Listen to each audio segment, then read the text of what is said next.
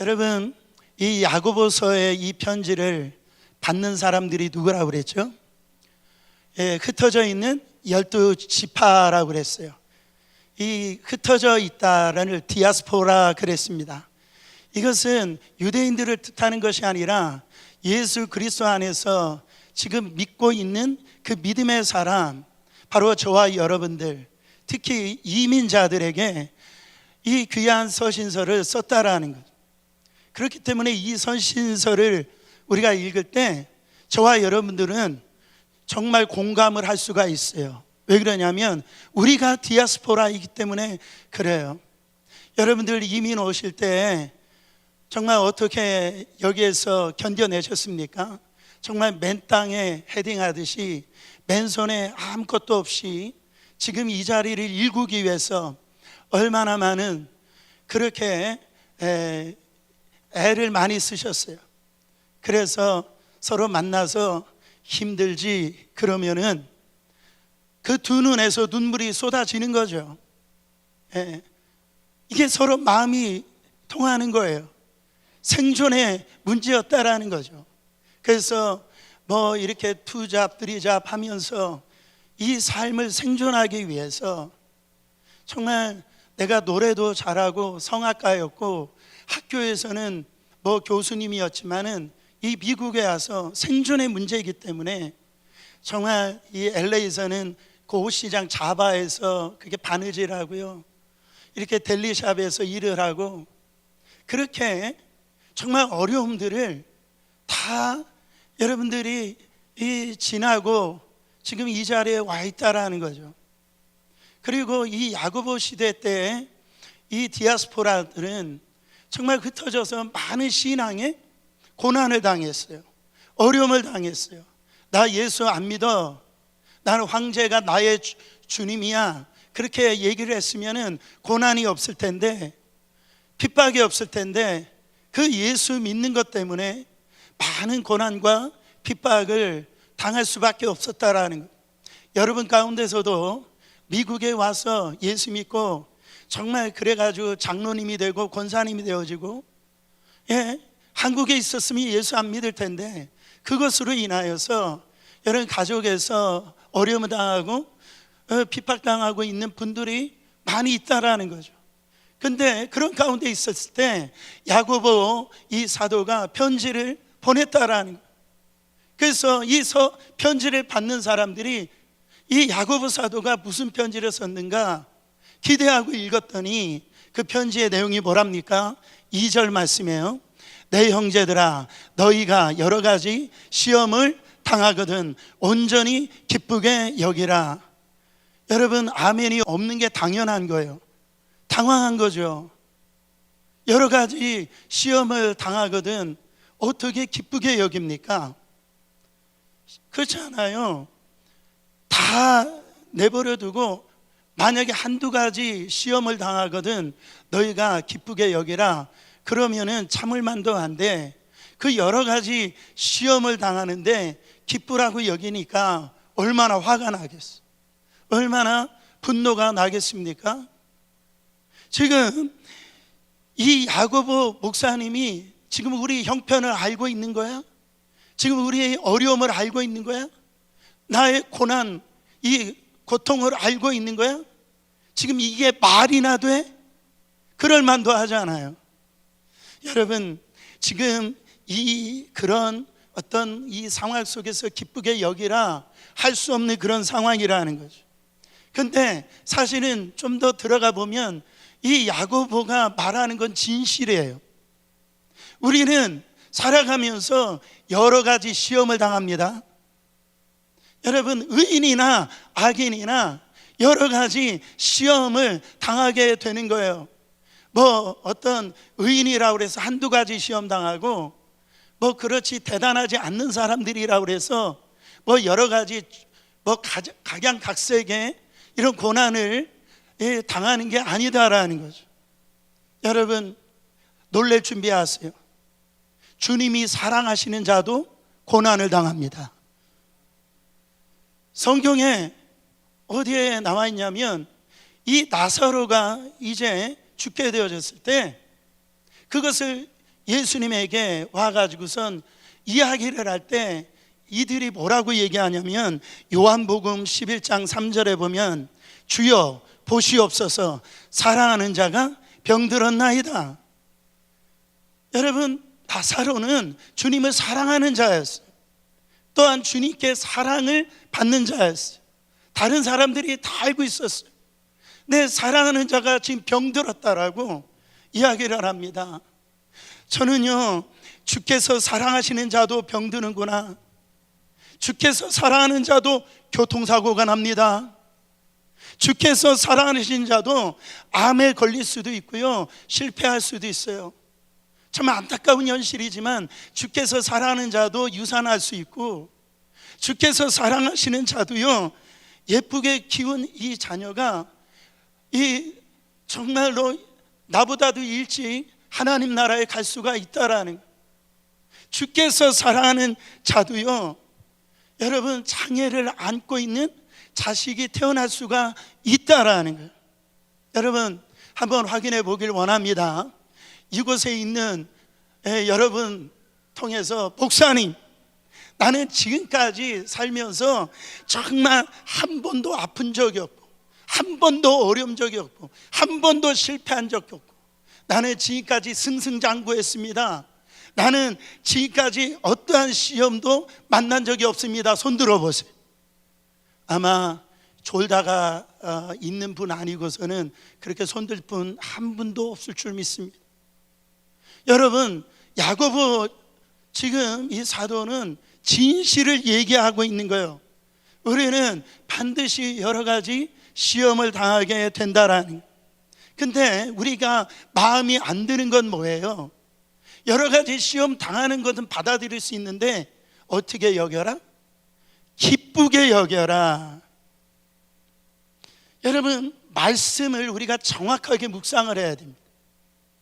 지금 야고보는 감정을 바꾸라고 하지 않았어요. 야고보는 이 태도를 바꾸라고 얘기했어요. 그러니까 지금 내가 기뻐할 수 없는 상황인데 기쁘다, 그렇게 감정적으로 이렇게 하라고 하질 아니하고, 지금 어떻게 여기라, 어떻게 하래요? 기쁘게 여기라고 그랬어요. 그러니까 기쁘다, 이거는 감정적인 건데 여기는 거는 의지적인 이 태도라는 거죠. 그러니까 지금 야고보는 감정을 바꾸라는 게 아니에요. 여러분, 시험 당할 때 고통스럽죠? 어렵죠? 힘들죠? 근데 이거를 정말 이게 나의 죄가 아니고, 지금 이 야고보의 이 시험은 하나님이 지금 테스트하는 시험, 그를 시련이라고도 해요. 그럴 때 태도를 어떻게 여기랍니까? 기쁘게 여기라는 거예요. 3절에 그 야고보는 왜 그거를 기쁘게 여기라고 하는 그 이유가 이제 나오기 시작합니다. 이는 왜냐하면 너의 믿음의 시련이 인내를 만들어 내는 줄 너희가 알미라. 이 믿음의 시험은 뭐를 만들어낸다요? 인내를 만들어낸다라는, 인내를 만들었기 때문에 그래요. 여러분, 이 시련이라고 하는 이 단어가 한국말로는 잘 표현이 안 됩니다. 근데 헬라어로 보면은 이거 도키미온이라고 하는 단어를 써요.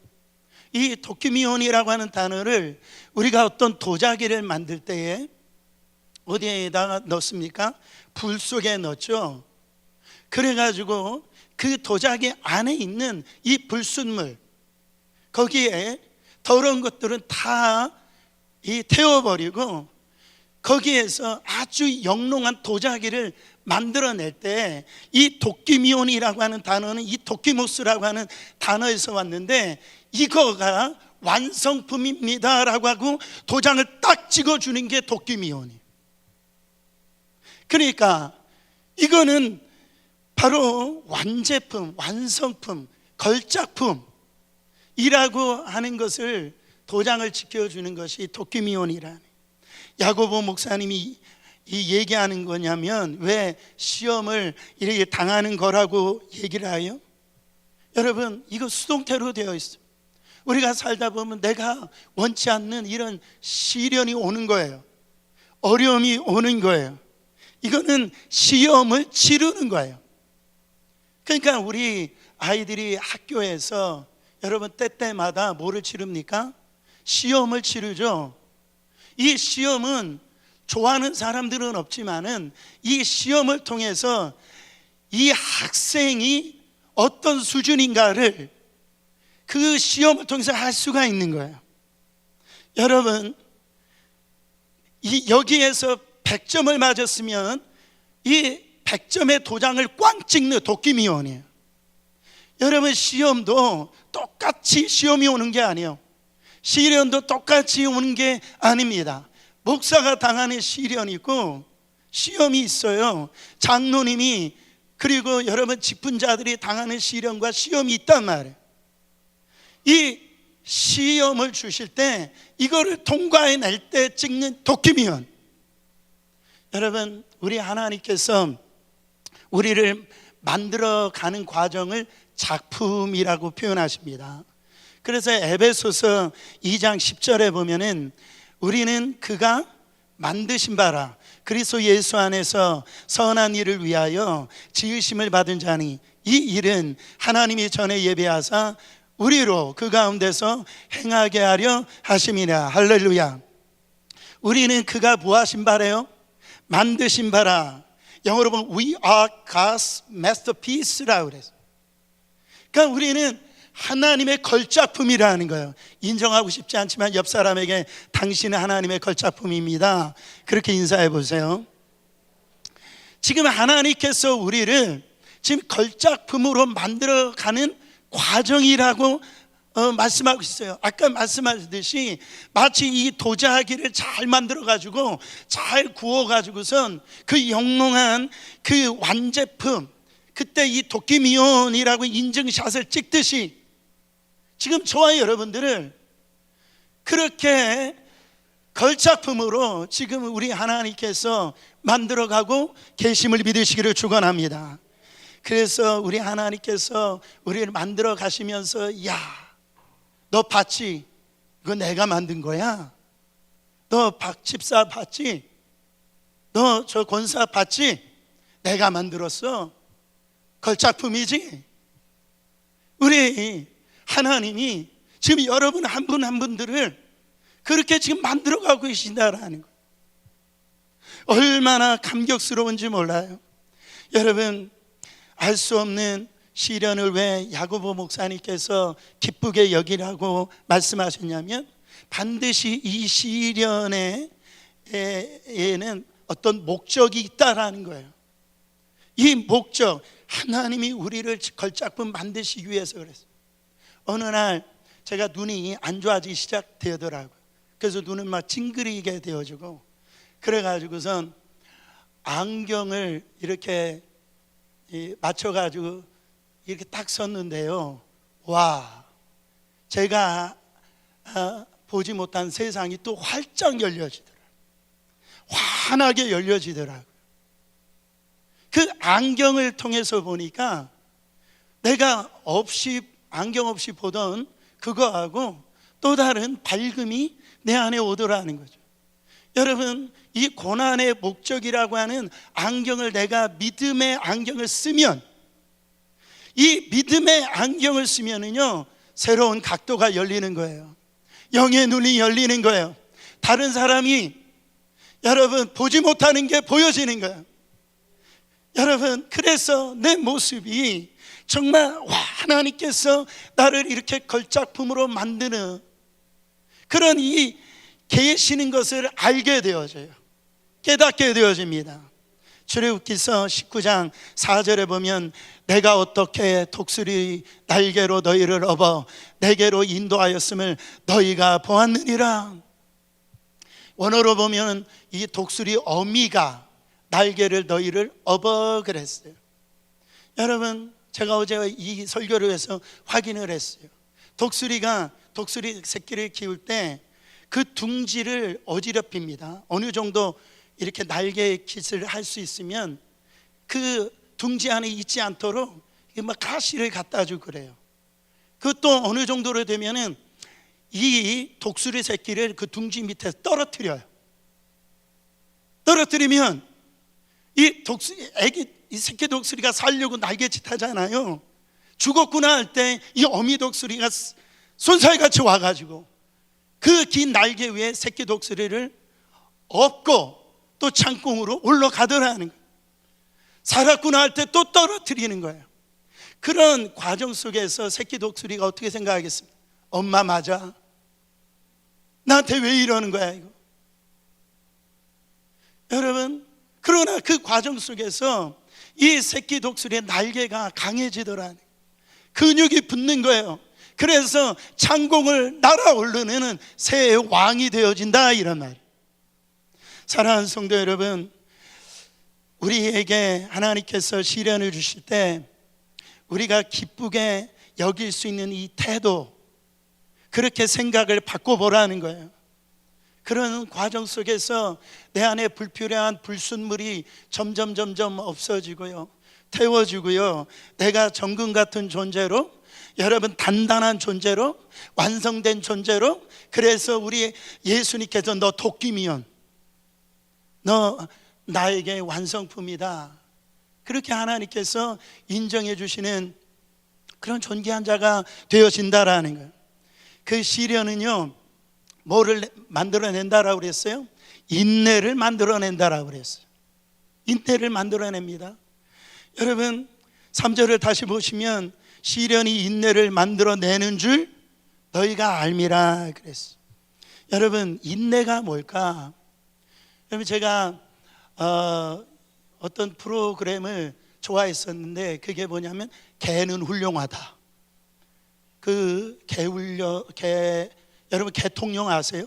개통령 그 강용욱 조련사라고 하는 이 사람이 오는데 저는 그 TV 프로그램을 보고선 너무너무 은혜 받았어요. 왜 제가 은혜 받았냐면 어떻게 사람이 개의 마음을 그렇게 잘 아냐 말이에요. 어떻게 사람이 개가 필요한 것을 어떻게 그렇게 잘 아는지 모르겠어요. 정말 가지가지 아주 못된 개들이 있는데요, 와, 그 강영욱 씨는요, 그 개를 갖다 완전히 변화시키더라고요. 그래가지고 제가 은혜를 받았어요. 아, 사람도 변화될 수 있구나, 어떤 사람도 변화될 수 있구나, 그런 생각이 들더란 말이죠. 근데 훈련시킬 때 보면은 이 개가 앉아 하고 그랬을 때 그때 이 간식을 그냥 주지 않아요. 앉으면 줘요. 그리고 뭐 앞발 내밀어, 그 앞발 내밀 때 간식을 주더라고요. 근데 제가 어디에서 은혜를 받았냐면 기다려. 여러분, 먹는 거 갖고 이렇게 하는 거 치사하잖아요, 그렇지 않아요? 그러면 이 개가요, 입에서 침을 질질 흘려요. 훈련된 개가 기다려 이거를 참는 거예요. 먹어! 그럴 때 먹더란 말이죠. 그렇게 은혜가 되는 거예요. 여러분, 그러면 성경에서 인내라고 하는 게 참는 게 인내냐, 그냥 사우나탕 들어가가지고 거기서 견뎌내는 것이 참는 게 인내냐? 인내를 헬라어로 보면 히포모네라고 하는 단어를 써요. 이 히포는 어떤 전치사로 어디 밑에 이런 말이에요. 모네는 견뎌내는 거, 견디는 거, 그거를 히포모네라고 얘기를 하는 거예요. 그러니까 밑에서 딱 하고 견뎌내는 거를 히포모네라고 얘기를 합니다. 여러분, 신앙의 싸움은 버텨내는 거 줄 믿으시길 바랍니다. 그래서 이 에베소서 6장 13절에 보면 이렇게 성경을 말씀합니다. 하나님의 전신갑주를 취하라. 이는 악한 날에 너희가 능히 대적하고 모든 일을 행한 후에 뭐하기 위함이라? 서기 위함이라. 휘퍼모네. 여러분, 이 마지막 때일수록 이 영적 전쟁에 이렇게 오는데, 그 영적 전쟁에서 우리가 그 악한 영들을 대적하고 어떻게 하라는 거예요? 믿음으로 딱 버텨내라는 거예요. 거기에서 견뎌내라는 겁니다. 우리가 이거 시각화로 뭐를 보면 우리가 이것을 충분히 이해할 수 있냐면, 그 역도 선수가 역기를 들 때, 여러분 한번 생각을 해보세요. 역기를 들 때요, 다리가 후들후들 떨려요. 여러분, 그 시험이 올 때, 그 어려움이 올 때 다리가 막 후들후들 떨립니다. 안 떨리는 게 아니에요. 근데요, 그 심판들이 통과할 때까지 버텨내는 거예요. 버텨내는 거예요. 휘퍼모네 아니. 여러분, 이게 여러분 버텨내는 거예요. 저는요, 신앙생활을 뭐라고 얘기하는 거라고 물어보신다라면 버텨내는 거라고 생각합니다. 여러분, 지금 힘들어하는 계신 분들 계세요? 자꾸 신앙생활 고상한 거라고 생각하지 마세요. 목사님, 저 순교하게 해달라고. 여러분, 그런 거 아니에요. 신앙생활은 그 삶의 자리에서 버텨내는 거예요. 지금 어려운 분들이 있었어요. 여러분, 아주 그 심각한 가정 가운데 있으세요? 그 가정을 속에서 버텨내는 거예요. 말 안 듣는 자녀들이 있습니까? 그때 정말 주님 바라보고 버텨내는 거예요. 사랑하는 성도 여러분, 남편이 속상하게 만들어요? 그 남편 여러분 버텨내는 거예요. 오늘 제가 몇 사람 남편들을 아마 살리는지도 모르겠어요. 여러분, 저는요, 목회가 뭘까? 저는 목회가 버텨내는 거라고 생각합니다. 견뎌내는 거라고 생각해요. 저도 지금 여러분 이렇게 목회를 하고 있지만은, 저도 한 20살 때부터 이렇게 목회를 이제 전도사 생활을 했거든요. 근데 그때 솔직히 마음 안 들 때, 그 철모를 때는 아예 그만둬야지라고 하는 생각을 지금은 안 합니다. 어떤 목사님들은 그 이 양복 안주머니에다가 사표를 써놓고 거기다 놓고 다닌다라고 하잖아요. 근데요, 견디면 하나님이 도와주신다라는 거예요. 버텨내면 도와주신다라는 거예요. 신앙의 성숙은 거기에서 납니다. 신앙이 어릴수록요, 견뎌내지 못하는 거예요. 버텨내지 못하는 거예요. 신앙의 성숙은요, 어떤 이 강도에 따라서 견뎌내는 걸 보면은, 와, 저 사람이 신앙이 저 정도구나, 그거를 알 수가 있다라는 거죠. 여러분, 그 견디는 동안 뭐가 생깁니까? 이 믿음의 이 근육이 생기는 거예요. 단단함이 생기는 거예요. 힘이 생기는 거예요. 그게 여러분 인내라는 거예요.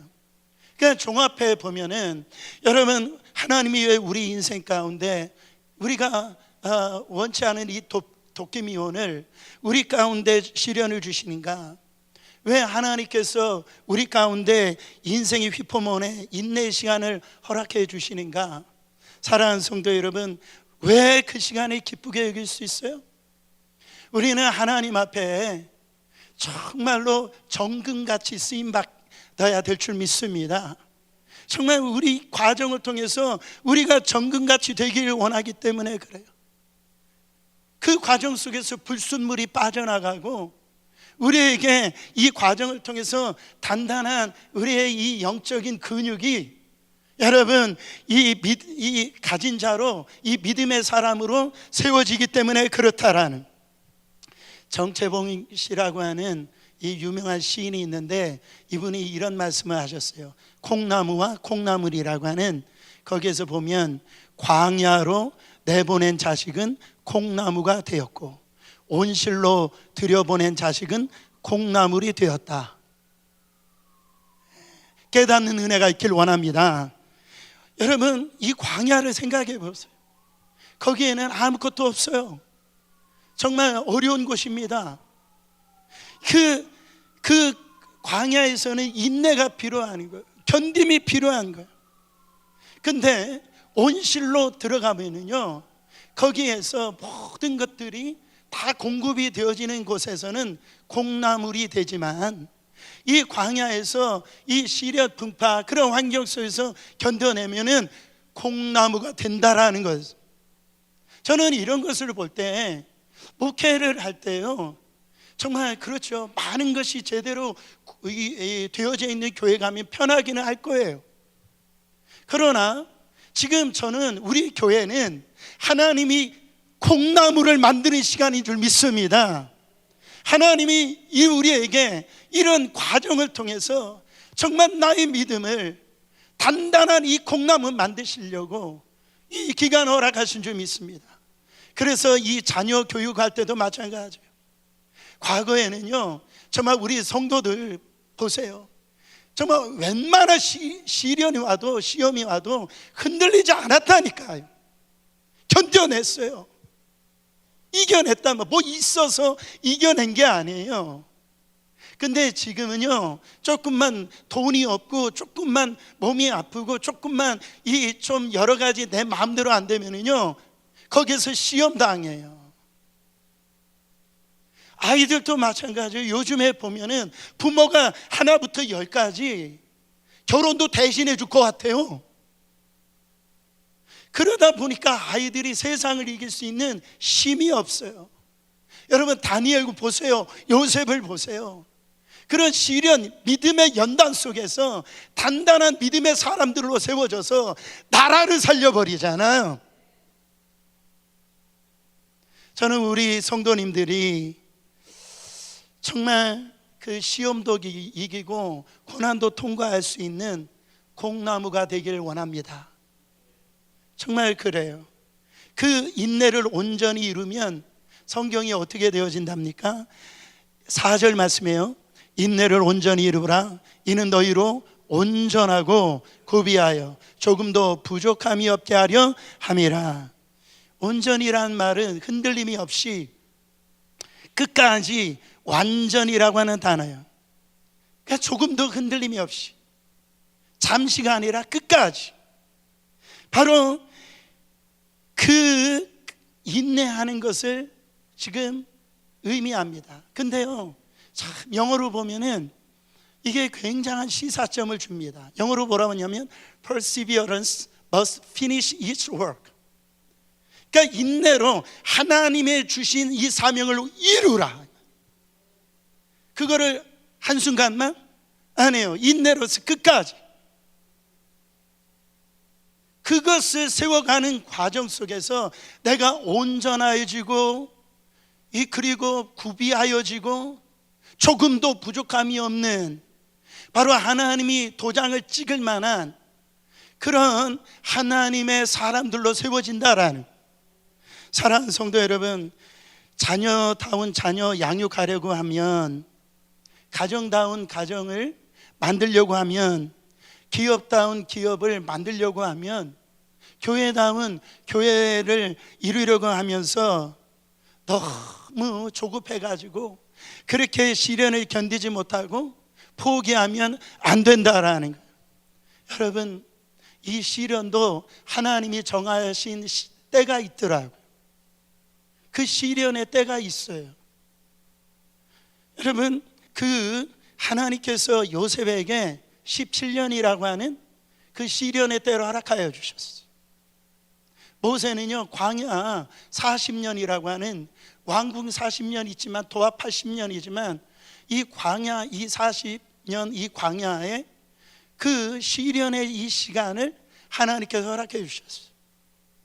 근데 이 시련의 때를 견디지 못해가지고 이 아브라함은 그거를 견뎌내지 못하고 자기가 자기 뜻대로 하다가 이스마엘이라고 하는 그런 실패를 낳게 되어지는 거예요. 그로 인하여 고통을 당하게 되어진다라는 거예요.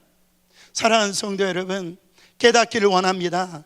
인내해야 이삭을 낳습니다. 시작. 그러니까 끝까지 인내해야, 여러분 통과해야 주님의 축복을 경험하는 거예요. 끝까지 인내하면 어떻게 된다고요? 온전하고 구비된다라는 것은 성숙되어진다라는 거예요. 그리고 조금도 부족함이 없게 된다라는 거죠. 대단한 얘기 아닙니까? 그 인내가 우리를 성숙한 존재로 만드는 거예요. 온전한 존재로 만드는 거예요. 그래서 이 완전한 존재로 바로 이렇게 이 성화의 이 모습으로 우리를 만들어낸다라는 거죠. 여러분, 더 놀라운 것은 성경이 뭐라고 얘기하냐면 우리가 압니다, 그렇게 얘기해요. 여러분, 그렇지 않아요? 여러분들도 다 알 겁니다. 내가 그래도 이만큼 이 정도 신앙생활 하는 것도 그런 이 시련, 그 고난을 통과하면서 내가 좀 그래도 참을 줄 아는 사람 됐고, 또 그래도 다른 사람을 이해할 줄 아는 그런 사람이 된 거예요. 우리가 아는 거예요. 저도 알아요. 저도요, 하나님께서 허락하신 이 도끼미온 히포모네의 이 시간을 여러분 앞으로 있을겠지만은 그 시간들을 통해서 제가 좀 더 나은 그런 목사가 된 거라고 저는 고백할 수밖에 없어요. 저는 어제 저의 삶에 뒤돌아봤어요. 나의 이 도끼미온 히포모네 시간을 돌아봤어요. 저는 이 뇌종양에 걸려가지고 저는 지금도 한쪽 귀가 안 들립니다. 그런 시간, 그리고 믿는다라고 해서 집에서 쫓겨나고 그런 과정에서 정말 신학교 갈 수 없어서 돈이 없어서 그런 과정 가운데, 그리고 지하에서 살면서 제가 그렇게 파트타임 해가지고 책을 샀던 것이 거기가 곰팡이 나고 겨울에는 뜨거운 물이 나오지 않아가지고 정말로 면도할 때 보면은 여러분 거기에 또 너무나 고통을 많이 느끼고, 그런 속에서 정말 제가 이 코로나 때 저희 형이, 저희 2살 위의 형입니다. 코로나로 돌아가신 건 아니지만은 저희 형이 정말 갑작스럽게 돌아가셨어요. 저는 그거에 대해서 얘기할 수가 없었어요. 그런 과정 속에서 내가 비자가 안 나와가지고, 저희 할머니가 저를 키우셨는데 할머니 돌아가셨을 때도 비자 문제 때문에, 또 어머니 돌아가실 때도 비자 문제 때문에 제가 나갈 수가 없었어요. 그런 어떤 이 시련의 시간들을 통과하면서 제가 생각할 때 제가 하나님 앞에 감사할 수 있었던 건 뭐냐면, 그래도 제가 아프니까 부족하지만 아픈 분의 마음을 이해하게 되더라는 거죠. 제가 돈이 없어서, 그러니까 여러분 돈 없는 자의 그 서러움을 그래도 제 마음 가운데 남아있더라는 거예요. 내가 이 비자 스테이터스 문제 때문에 얼마나 스트러글 했는지 몰라요. 그래가지고 그것 때문에 비자 없는 분들을 위해서 그래서 매화요 중보기도 용사에 봐. 그래서 닭가를 놓고 그렇게 기도하고 그런 아픔을 이해할 수 있는, 그래서 좀 더 나은 목사로서 그렇게 목회할 수 있는 그런 사람을 되어줬다라고 저는 간증할 수밖에 없어요. 사랑하는 성도 여러분, 정말 여러분, 하나님이 여러분 가운데 지금 인내하면서 버텨내라고 하는 거 쉽지 않아요. 어렵다는 거 알 수 있습니다.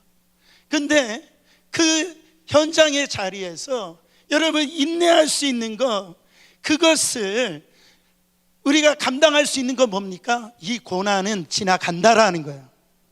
이 시련의 때는 통과해 간다라는 거예요. 그러니까 고난을 버텨내는 거예요. 사랑하는 성도 여러분, 지금 여러분들이 안에 경제적인 문제든 어떤 삶의 어떤 가정적인 문제든 그게 어디에서 오는 문제인지 모르겠지만은 내가 죄를 짓지 않는 상황이라고 한다면 죄를 지었으면 회개해야죠. 그러나 이 부분에서 예기치 않게 나에게 그런 어려움이 온다고 한다면 여러분 그게 반드시 지나갑니다. 여러분 오늘 만약에 내가 먹을 끼니가 없어요. 근데 이길 수 있는 건 뭐예요? 만약 한 달 후에 어떤 정말 나한테 떨어지는 유산이 있다. 그거를 우리가 믿는다라고 하면 여러분 라면을 먹고도 버텨낼 겁니다. 30일 금식 기도하면서 버텨낼 거예요. 그렇지 않아요? 왜? 30일 후면은 어마어마한 유산이 나에게 오기 때문에. 여러분 우리는 향방 없이 신앙생활하는 게 아닙니다. 하나님은 우리에게 반드시 약속을 성취하시는 하나님이신 것을 믿으시기를 축원합니다. 그래서 우리 예수님이 그 십자가의 고난을 어떻게 견뎌내셨어요? 히브리서 12장 2절 말씀해 보세요. 믿음의 주여 또 온전케 하시는 이인 예수를 바라보자. 그는 그 앞에 있는 기쁨을 위하여 십자가를 참으사 부끄러움을 개의치 아니하시더니 하나님 보좌 우편에 앉으셨느니라. 우리 예수님, 우리 신앙은 믿음의 주요 온전케 하시는 예수님을 바라보는 게 신앙인 줄 믿으시길 바랍니다. 여러분, 예수님이 어떻게 그 십자가를 기쁘게 여기셨답니까? 예수님은요, 바로 십자가 고난을, 내가 왜 이 십자가를 받아 이 고난을 지나가게 앞서서 이거로 끝난 것이 아니라, 이 던져버린 게 아니라 결국은 기쁘게 여기셨다라는 거죠. 왜 기쁘게 여기셨어요?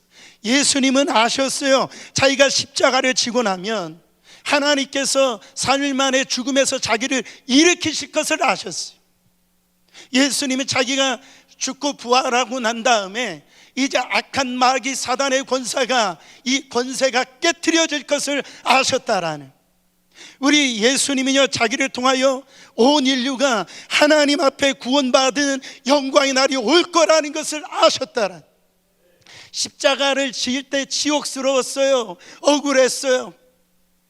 그거를 견디기 힘들었어요. 그러나 우리의 주님은 그 부활의 영광, 앞으로 그 보좌 우편에 앉아 계셔서 정말 하나님께서 이 모든 이름 위에 뛰어나게 하실 그 주님을, 여러분, 우리의 주님은 그거를 바라보면서 기쁘게 여기셨다라는 거예요. 사랑하는 성도 여러분, 그 기쁨을 위하여 지금의 이 고난을 견뎌내는 겁니다. 오늘 말씀을 읽지 않았지만은 12절에 보면 이렇게 말씀하고 있어요. 야고보서 1장 12절에요. 시험을 참는 자는 복이 있나니 이는 시련을 견디어낸 자가 주께서 자기를 사랑하는 자들에게 약속하신 생명의 면류관을 얻을 것이기 때문이라. 사랑하는 성도 여러분, 시험을 통과해야, 고난을 통과해야 면류관 쓸 수 있어요. 의의 면류관, 생명의 면류관. 여러분, 정말로 이 영광에 썩지 아니하는 면류관을 우리가 쓸 수 주어진다라는 것. 이 시련의 이 과정을 통하여 믿음의 사람이 드러나는 거예요. 드러나는 거예요. 호들갑 떨지 마세요. 여기에서 내가 정말 어떤 믿음인지, 하나님의 그 의의 면류관을 받을 만한 자인지, 썩지 않은 영광의 면류관을 받을 만한지, 그게 드러나는 거예요. 여러분, 하나님께서, 여러분, 어떤 분들은 목사님 어떻게 우리가 온전해 줄 수 있어요? 여러분, 그렇게 따지지 마세요. 하나님께서 마태복음 5장 48절에 예수님이 뭐라고 말씀하셨냐면, 그러므로 하늘에 계신 너희 아버지의 온전하심과 같이 너희도 온전하라 그랬어요. 이거는 하나님의 수준의 완전함을 얘기하는 게 아닙니다. 윤리적으로 완벽함을 얘기하는 게 아니에요. 예수 그리스도를 믿고 난 다음에 새로운 피조물이 되었기 때문에 그 말씀을 통하여 하나님 앞 뜻에 순종하고 살아가는 그 변화, 그 변화의 과정을 온전함이라고 그래요. 그게 완전함이라고 그래요. 결국은 그거를 통해서 그리스도의 영광을 드러내는 삶, 그거를 온전함이라고 그래요. 그거를 완전함이라고 그래요. 노아는 당대의 의인이요 하나님의 보시기에 완전한 자다 그랬어요. 여러분, 하나님의 보시기에 이런 진송을 받는 저와 여러분 되시기를 축원합니다. 사도 바울도 선교의 목적, 목회의 목적을 이렇게 얘기를 합니다. 로마서 1장 28절에요. 우리가 그를 전파하여 각 사람을 권하고 모든 지혜로 각 사람을 가르치면 각 사람을 그리스도 안에서 무한 자로 세우려 함이니, 완전한 자로 세우려 함이니. 저도 부족하지만 저도 목회하면서 우리 성도들 그냥 그런 성도로 되어지기 원해서 목회하는 거 아니에요.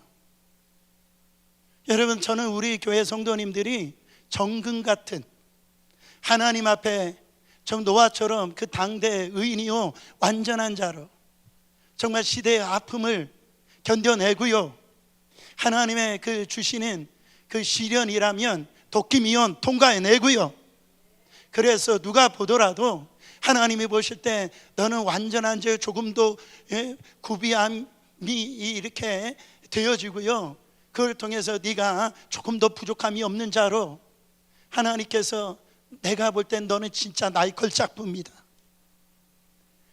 여러분, 그런 자로 저는 여러분들이 세워지길 원하는 마음으로 목회를 하고 있습니다. 사랑하는 성도 여러분, 지금 이 모습으로 천국 갈 수 있을까요? 너무나 이기적이고요, 자기밖에 몰라요. 정말 자기 주장만 해요. 양보라는 게 없어요. 남을 생각하지 못해요. 그리고요, 여러분, 그렇게 해야 천국 갈 수 있을까요? 목사님, 천국은 믿음으로 가요. 어쩌면 그렇게 말을 잘하는지 몰라. 믿음으로 천국 가죠. 근데 믿음으로 천국 가는 사람들이 그래요? 여러분, 예수 냄새가 안 나는 거예요. 예수님의 향기가 안 나는 거예요. 근데 교회를 다니는데 그렇게 살벌해요? 그 눈을 이렇게 보면 너무 막 째려봐요. 여러분, 째려보려고 교회 오신 거 아니잖아요. 은혜가 안 되는 거예요. 어떻게 천국 가요? 그걸로 천국 가요? 여러분, 이 모습 이대로 못 가요. 창피해서 못 갑니다. 부끄러워서 못 가는 거예요. 그래요, 은혜로 가요. 맞아요, 은혜로 가요. 그러나 그 꼴로는 못 가요. 그렇기 때문에 하나님께서 이 시련과 이 연단을 통하여서 바로 예수님이 인격만 남게 하시는 거예요. 낮은 대로 임하소서라고 책을 쓴 안요한 목사님, 여러분 이야기를 많이 들어보셨어요. 이분은 맹인이세요. 앞을 못 보는 분이세요. 근데 이분의 목소리는 늘 밝아요. 그 목소리가 그렇게 활달할 수가 없어요.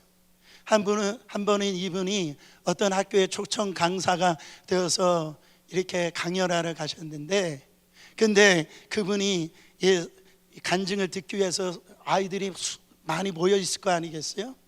근데 이 안요한 목사님께서 그 강단에 오르시고 이런 탁자가 있을 거 아니겠어요?